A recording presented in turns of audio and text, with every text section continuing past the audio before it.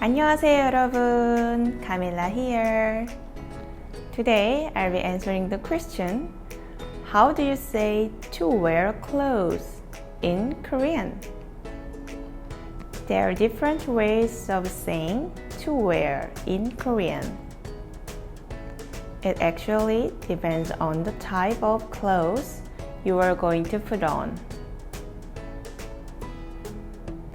You would use 입다 for clothes such as sweaters, pants, shirts, skirt, and dresses.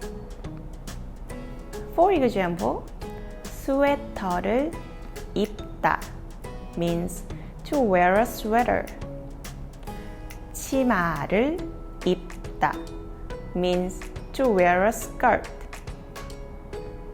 신다 is for things you wear on your feet, such as shoes and socks. For example, 신발을 신다 means to wear shoes, and 양말을 신다 means to wear socks. For items you wear on your head, such as hat and glasses, you'd use 쓰다. For example, 모자를 쓰다 means to wear a hat, and 안경을 쓰다 means to wear glasses. What are you planning to wear today?